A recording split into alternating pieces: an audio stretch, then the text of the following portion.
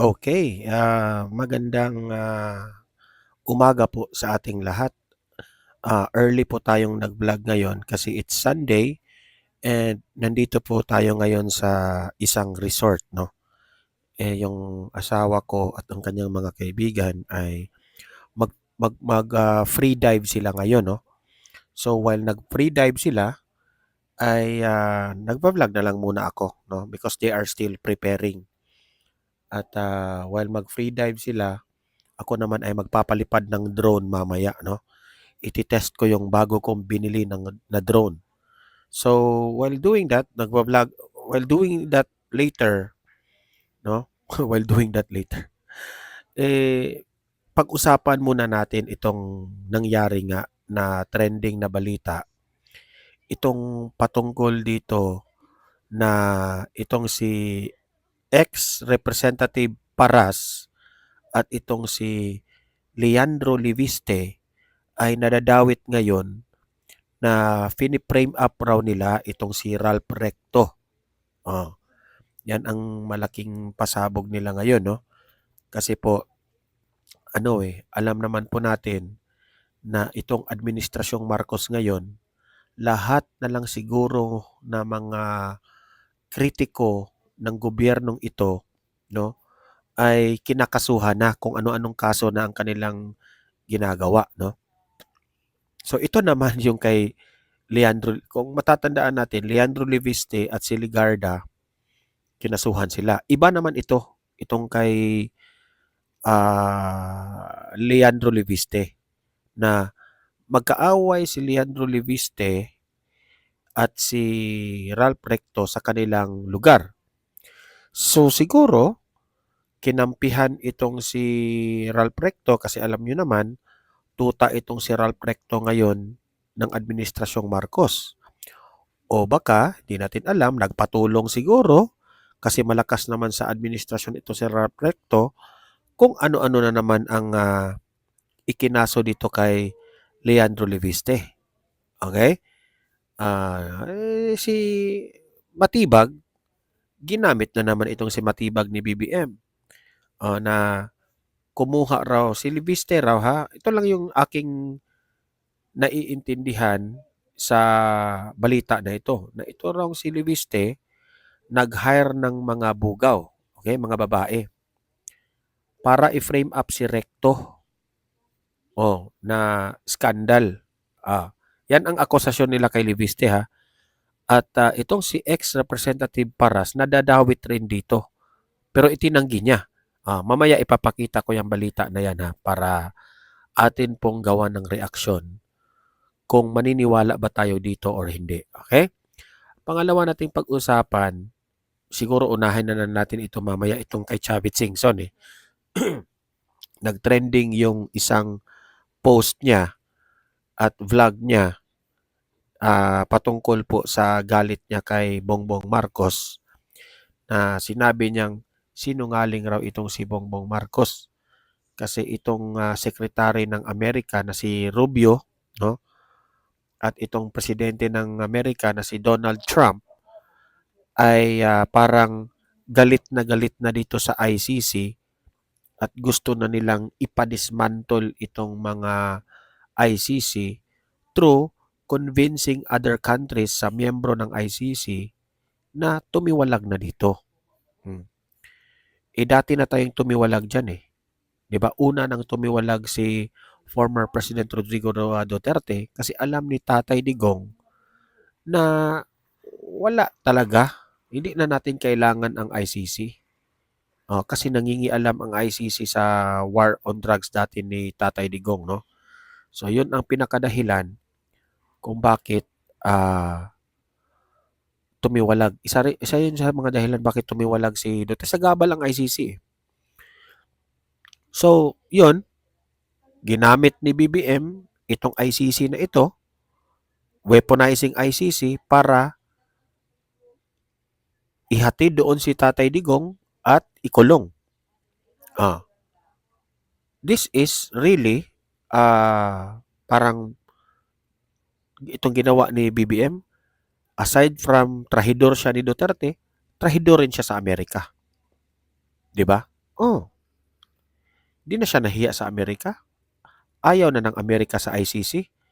Tapos pumupunta pa siya doon sa Amerika. Kung ano-anong hinihingi niya doon sa Amerika. Tapos yun pala, ginamit niyang ICC. Naging tuta itong ICC kay Marcos. Di ba? Mamaya, pag-usapan natin yan kasi may inilabas po na post itong si Chavit Singson patungkol dito. Okay? Pero bago ang lahat guys, bago natin ito pag-uusapan, paki-like muna, paki-share. Ayan, linisin muna natin itong ating camera. Paki-like muna at saka paki-share itong ating vlog ngayon, video, Sunday ngayon, para guys kakalat ito sa taong bayan. Okay? Naka-like and share na ba lahat? At sa mga hindi pa nakasubscribe dito sa aking channel, dito sa Donmar TV, mag-subscribe na po kayo para lagi kayong updated sa ating mga trending na balita na kagaya nito. Okay? Kapag nakasubscribe kayo sa akin, ma-notify kayo yung mga cellphone ninyo. Hindi nyo na kailangan i-search ang Donmar TV. Kung hindi, kusa na yung lalabas yung mga videos ko kapag nakasubscribe kayo. Walang bayad yun ha sa YouTube. Kaya subscribe na po kayo. Okay. So unahin muna natin itong kay Chavit Singson ha, bago yung kay Liviste. Ito. I-play natin itong video na ito. Patungkol dito sa sinungaling raw itong si Bongbong Marcos. Sabi ni Manong Chavit. Ito, panoorin natin. Mga kababayan, magandang oras po sa inyo lahat. Nandito naman po tayo para patunayan na sinungaling si Bongbong Marcos. Dinala si ex-President Rodrigo Duterte sa Hague. Pinahuli.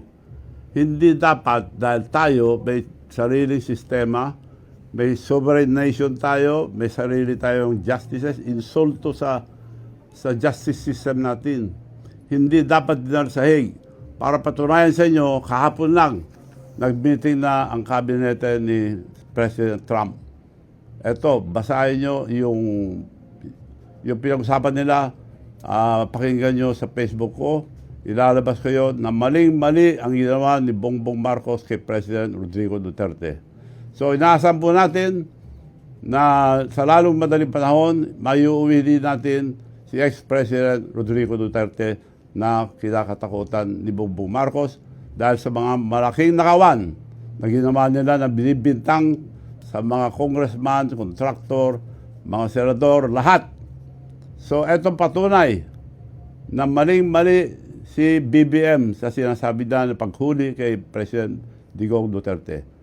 Mga kababayan, ipakalat nyo ito sa buong mundo para malaman na itong sinungaling na presidente natin. Sinasabi ko na, sinungaling dahil yung sinasabi niyang project na 5,500 flood control project, wala. Ninakaw lahat. Trilyon ang ninakaw. Hindi lang bilyon-bilyon ngayon. Hindi lang pasampan yung tatay niya. So, mga kababayan, mga ipakababayan sa ibang bansa, magising po tayo lahat. Magkaisa tayo. Hindi dapat magtagal si BBM dahil sa ginagawa sa ating bansa. Kinukulong lahat ang mga kritiko niya. Inuna niya si Duterte na illegal lahat, walang warrant of arrest. Yun lang po. Maraming salamat po sa inyo lahat. Yan, ito yung video ha. Pakinggan natin ito. That you've shown great leadership in that have not gotten nearly as much attention. I think they deserve to mention today. The first is the International Criminal Court is an illegitimate international organization that frankly, illegitimate, they've made themselves illegitimate because they claim that even if you're not a member of that court, they can come after you. What that literally means in the future is that American servicemen, political leaders, and others could find themselves under indictment by this International Criminal Court. Did you want to know? Ang ibig sabihin ni Rubio dito is para bang lumalagpas na ang power ng ICC. Bakit nangingialam itong ICC sa mga bansa na hindi naman miyembro ng ICC? Diyan po nagalit itong si President Donald Trump at itong si Secretary Rubio.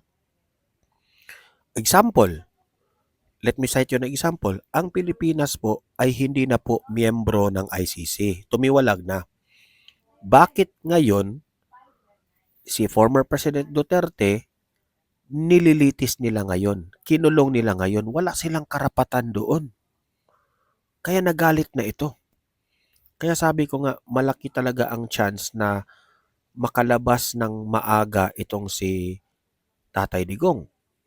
Especially na si Donald Trump at si Tatay Digong ay magkaibigan yan. Okay? So, ewan ko na lang kung ano ang sasabihin ni Rubio at ni President Donald Trump dito sa ginagawa ni BBM, no? Kay Duterte. Halatang halata naman na itong si Donald Trump na unti-unti na nilang nauunawaan na si BBM ginamit niya weaponizing the ICC because of political fight. Dahil sa away politika, ginamit niya ang ICC. Nare-realize nila yan. Some of these days, malaman na lang natin, banggitin ni Rubio at ni Donald Trump ang tungkol sa issue ni Duterte. Hindi malayo yan na maglalabas sila ng hinanaing, maglalabas sila ng kanilang saloobin patungkol sa issue ni Duterte. Ito patuloy pa tayong makinig dito kay Rubio. What about Jack Smith used to work there? These are the people that think they can go out and basically indict any world leader and haul them into The Hague. So we tried to get them to reform and listen to us. They wouldn't do it. They're very arrogant. We've now begun an effort to really try to bring that court to heel.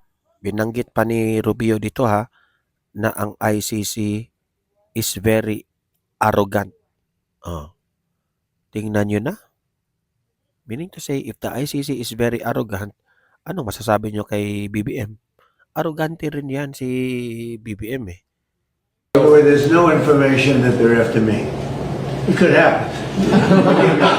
But just so you know, she's talking about it, I'm saying that means that maybe he's not trying to defend me. He is trying to defend Bibi and various other people. But there are many people that shouldn't be looked at that way. But there is no indication that I'm one of them at this moment. No, and I actually think the people who are in biggest danger in our system are servicemen, people in unit. They'll try to go out for the rest of their lives, will not be able to travel anywhere in the world with their families because they can be arrested on one of these acts. Sa narinig ko binanggit ni Donald Trump na ito daw si Rubio ay meron pong dinidepensahan.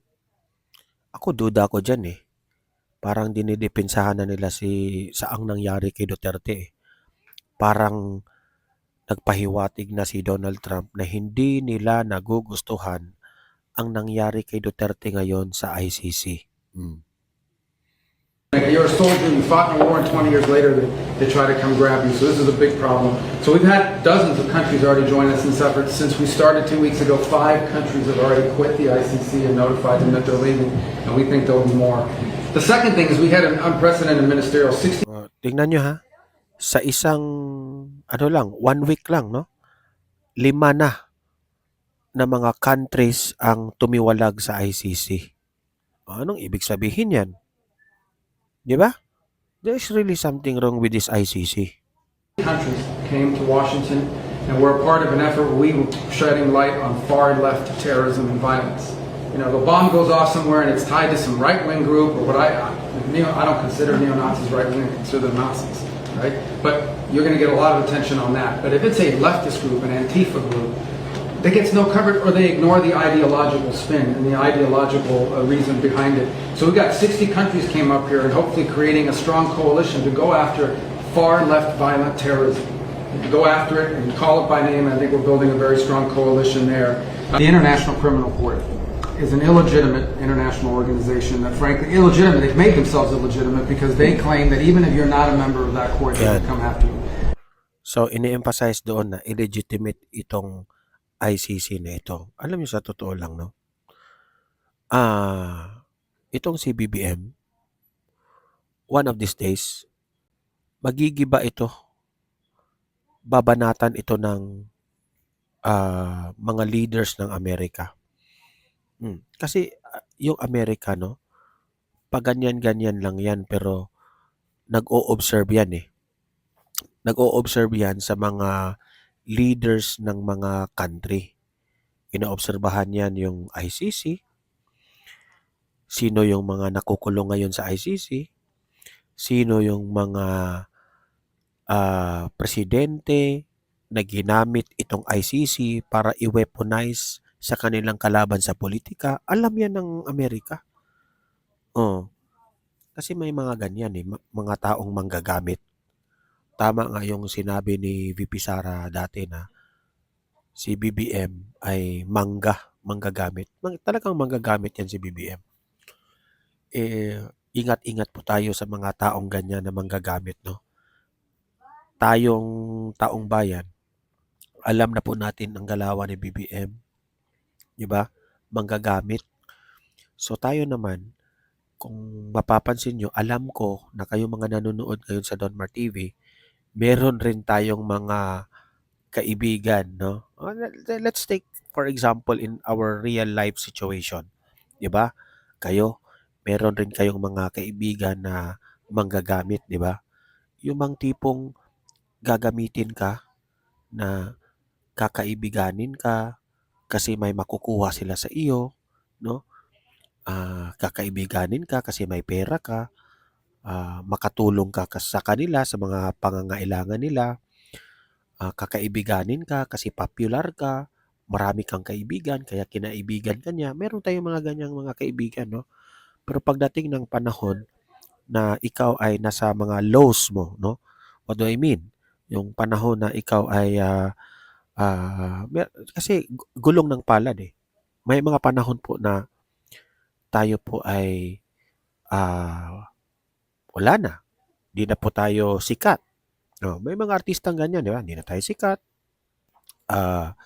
Yung mga negosyo ninyo, unti-unti nang humihina, so wala ka nang masyadong pera. Tapos, you're in your lows sa iyong buhay.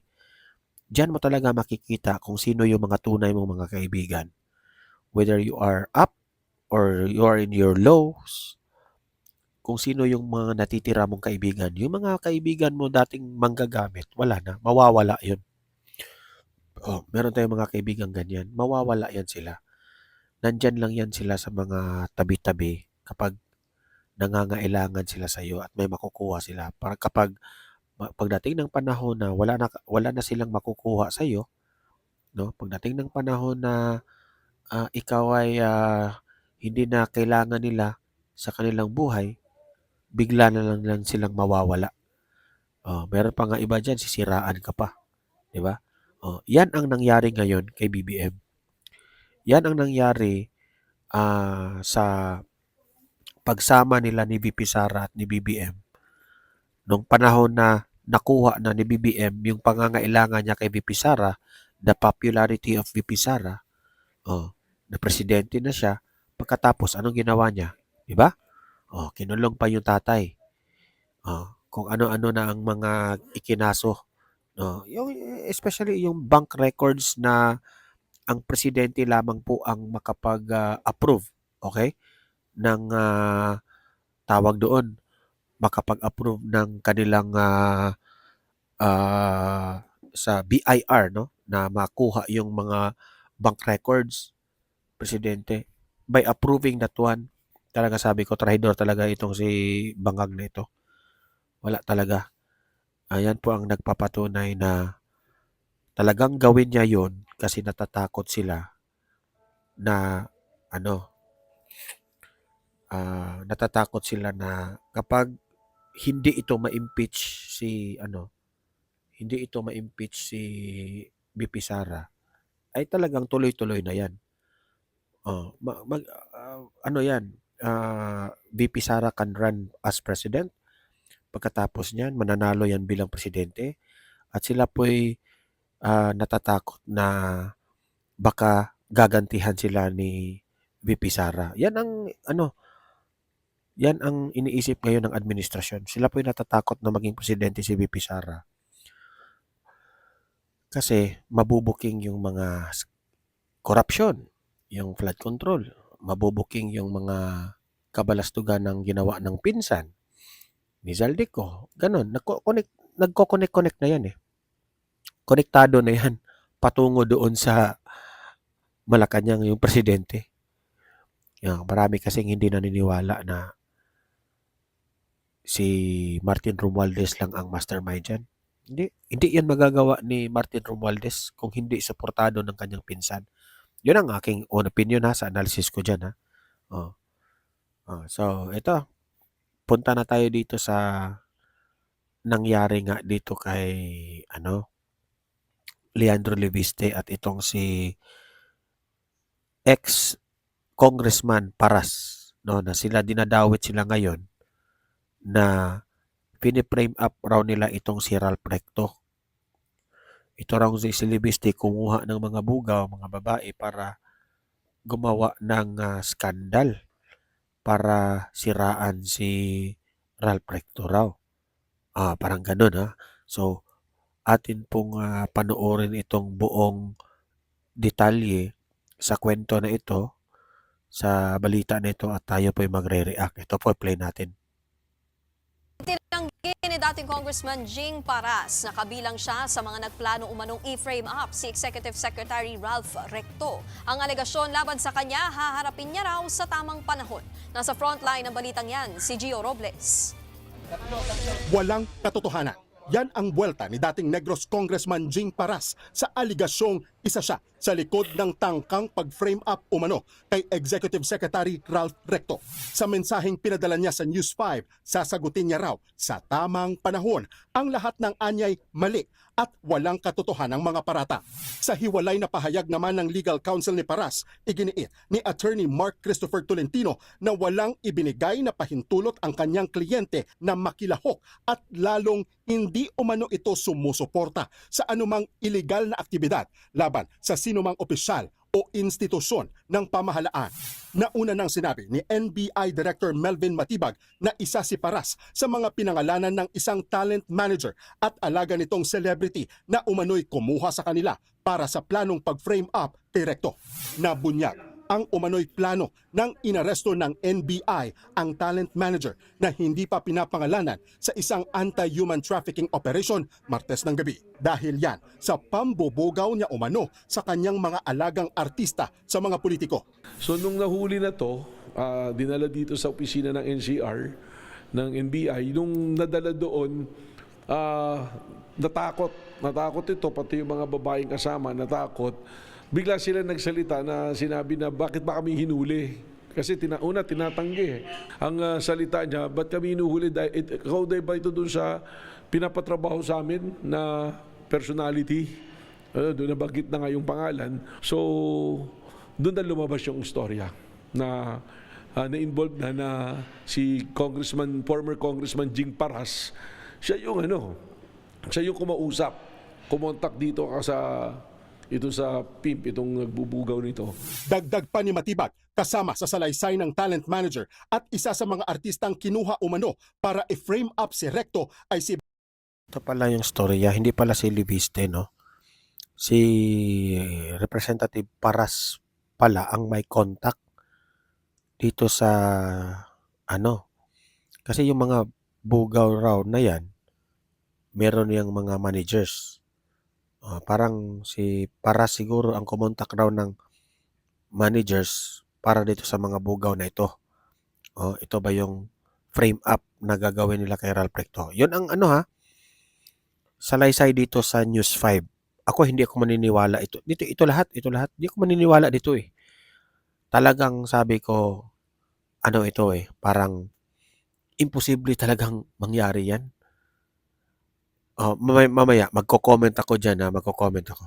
Batangas 1st District Representative Leandro Leviste. Parehong taga Batangas si Recto at Leviste. Matatandaan na nagkaroon na noon ng alitan si Leviste at Recto dahil sa away politika. Ayon kay Matibag, 4 na babaeng alaga ng talent manager ang kinuha para gawan umano nila ng Itong video na ito na biniblur nila, courtesy sa NBI NCR. Akala ko nga yung una itong video na ito, parang hidden camera ito, no? Na nakunan talaga yung actual na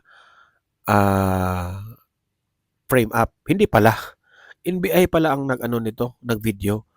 So sabi ko, patunayan nyo muna na meron kayong ebidensya na talagang piniprame up itong si Ralph Recto. Kasi dalawa lang yan eh. Totoo bang piniprame up ni Libiste at ni Paras itong si Recto? O talagang kumuha ng babae si Recto? Dalawa lang yan. Dalawa lang yan. Ang tanong natin ngayon, may history ba itong si Recto ng kukuha ng bugaw? O may history ba na si Libiste at si Paras na mahilig silang mag-frame up ng mga skandal? Yan ang alamin natin. Kasi mahirap yan eh. Alam naman po natin, itong si NBI Matibag ay ano rin ito eh, parang may bahid na anong tawag dyan? Controversy itong si Matibag. Na ito raw si Matibag, sunod-sunuran ngayon sa utos ng Administrasyong Marcos. At sino si Ralph Recto? Sekretary lang naman siya ni BBM. Parang ito po ay yung mga, kumbaga, mga isa sa mga anong ginawa ni Ralph Recto, di ba? Ang dami. So, syempre, kakampihan yan si Ralph Recto ng administrasyon. So, baka, di natin alam ha. Ito lang po ay analysis lang natin. Baka sinabihan ng bangag, Matibag, gawan mo ng paraan. Sobra ng maingay itong si Paras at si Libiste. Gawan mo ng paraan ito na masira ang mga pangalan nito. Gumawa ka ng case build-up para makasuhan ito, para manahimik na sila.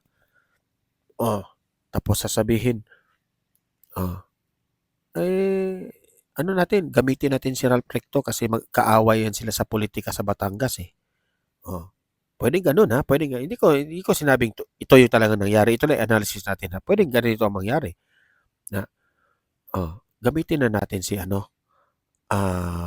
sino tawag doon? Gamitin na natin si Ralph Recto na magkaaway sila. Hindi natin idirekta na may kinaugnayan ito sa Malacanang, sa presidente. Kasi ba obvious eh.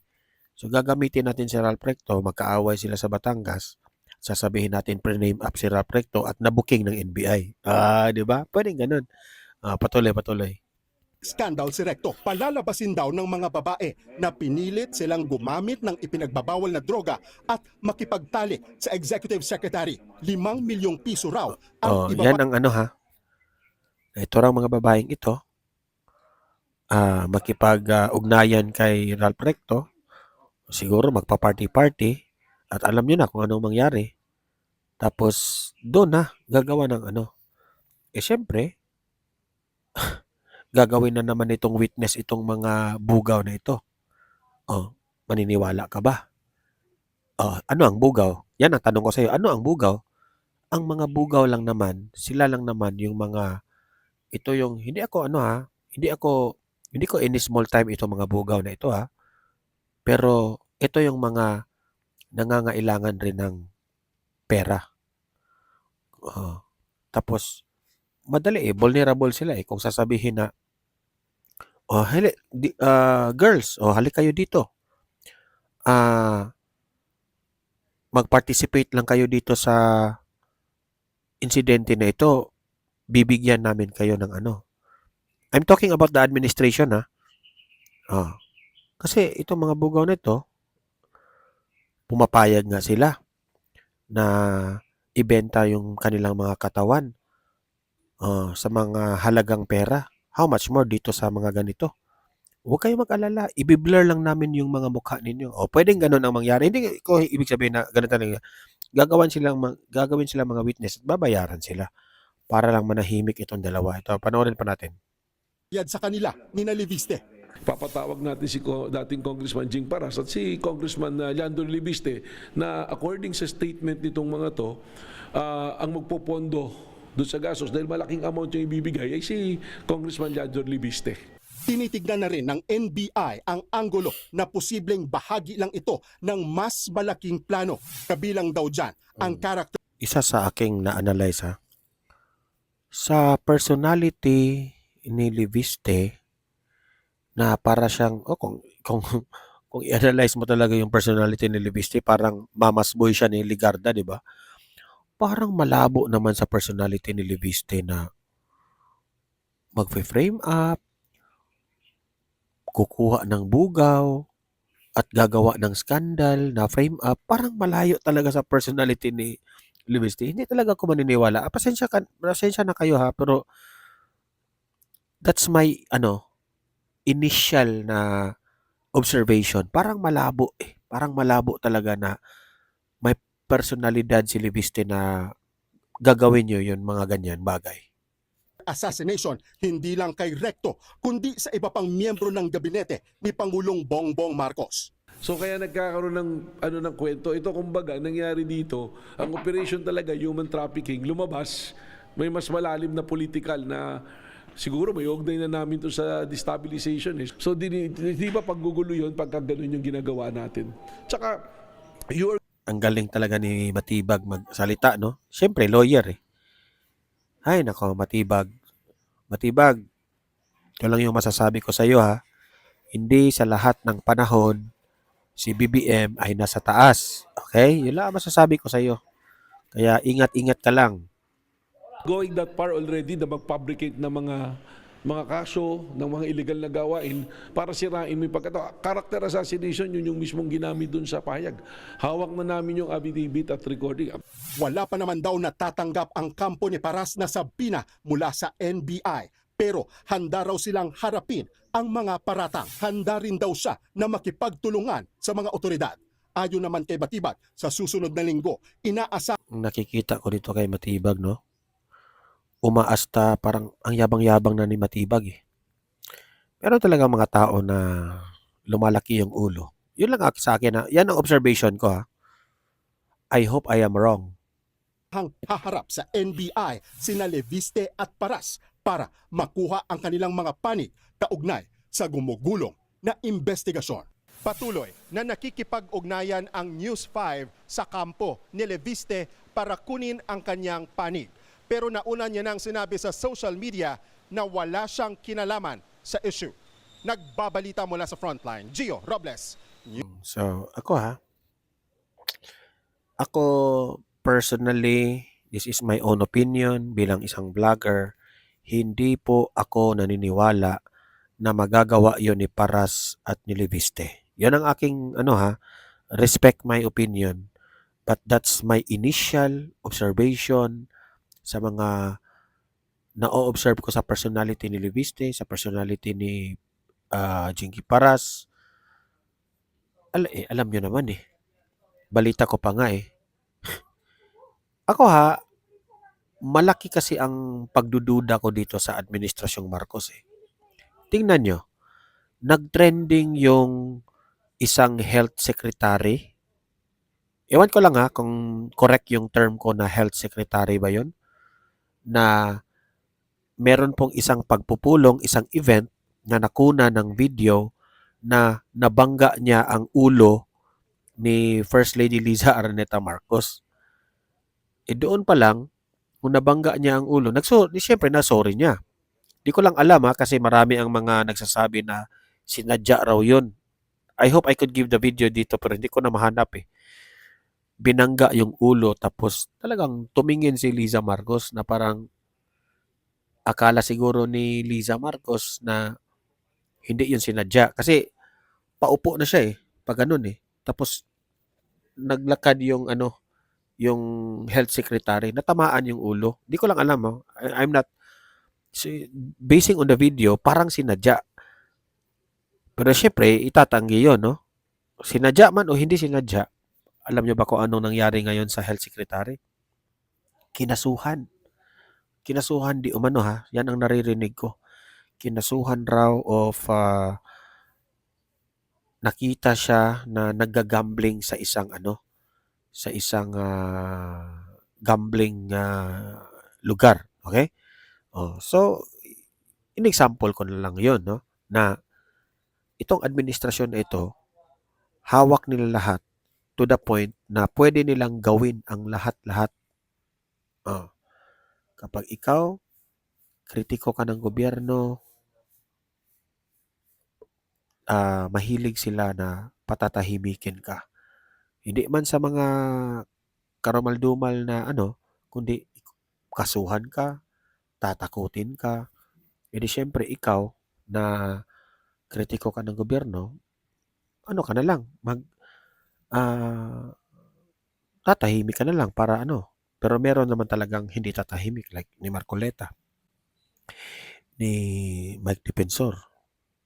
Yan, doon tayo, believe tayo sa mga ganyan, no? Humanga tayo sa mga ganyang mga politician na mga kritiko na kahit sila po ay nakulong, ay mas pinili pa rin nila ang kanilang prinsipyo. Bihira na lang tayo makakita ng mga politician na ganyan. Okay? So, anong ibig kong sabihin? Alam nyo, sa totoo lang, itong administrasyong Marcos, sila po ay in power ngayon kasi presidente. Pero sa totoo lang, isinusuka na po sila ng taong bayan. Ayaw na po ng taong bayan sa kanila. Pero wala tayong magawa kasi sa konstitusyon natin, binoto natin yan. Talagang kung hindi man makaya ng people power, ay kundi titiisin na lang natin na matapos ang kanyang termino. Kung matapos niya ang kanyang termino. Kasi marunong rin itong administrasyon na ito eh. Mahilig sila, di ko lang alam ha, baka may maleta rin yung mga ibang mga secretaries dyan, kaya loyal sa kanya. Kasi, kung mapapansin ninyo, ang AFP ngayon, no? Yung leader ng AFP, walang kibo. Alam ko naman, there are members of the NBI, members of the PNP, members of the AFP. Alam ko naman dyan, ang dami na yung mga sundalo na yan na ayaw na sa mga pamumuno ni BBM. Pero tahimik lang sila, wala sila magagawa kasi hawak rin sila ng mga leader ng mga di ba? Ahensya ng gobyerno. So, wala talagang kibo. Kaya nga kung mayroong mag-people power, wala. Tatahimik na lang. So, malabo. Ganyan po si BBM. Gagawin ang lahat para manatili sila sa pwesto. Kung pwede, sa totoo, ang daming nagsasabi nga na this administration is running the country through money. Anong ibig kong sabihin? Ano sila? Parang pumupunta sila sa event, si BBM. Kung makita nyo doon sa event, ang daming tao because nakaabang sa ayuda.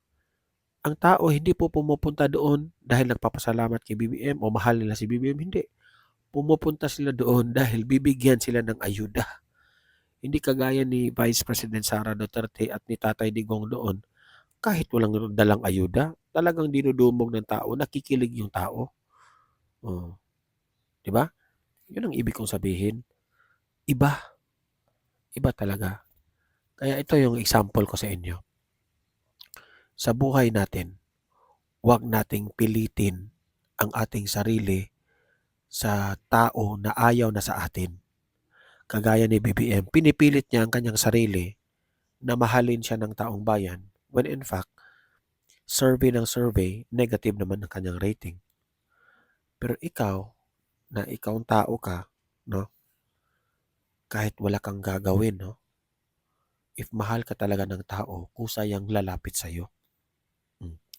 I am just pinaparallel ko lang ha, example na yan, na yung taong mga mahal natin, mapapansin nyo yan, na parang malabnaw na parang hindi ka na mahal niyan, makikita mo sa gesture, sa body language na ayaw na, hindi na magpaparamdam sa iyo.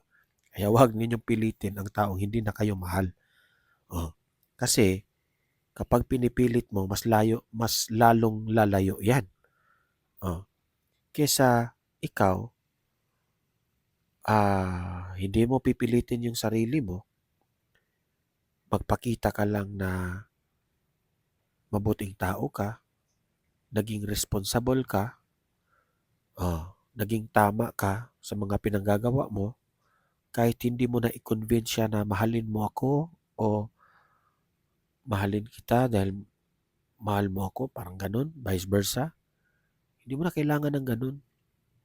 Kung mahal ka ng isang tao, mahal ka talaga. With no ifs and buts. Kaya si BP Sara, walang ginagawa. Nagpakita lang siya na may malasakit siya sa tao, matapang siyang nakipaglaban sa mga anomalya sa korupsyon ng Pilipinas, binulgar niya ang mga katiwalian. Anong nangyari? Mas lalo siyang minahal ng taong bayan. Hindi niya pinipilit ang sarili niya, si BP Sara, na mahalin siya ng tao pero minahal siya. Okay? So yun po lang po, no? Sa mga nanonood ngayon, happy Sunday at paki-comment sa inyong reaksyon, sa inyong opinion sa ating itinalakay ngayon, okay? Basahin natin yan sa comment section. Paki-like na lang, paki-share, at sa mga hindi pa nakasubscribe, subscribe na po kayo. Ingat-ingat po kayo dyan. No? Enjoy with your family this Sunday. At kita tayo sa next video. See you in my next video. Have a great day. Have a great night. God bless po sa ating lahat. Mabuhay ang Pilipinas and God save the Philippines. Bye-bye.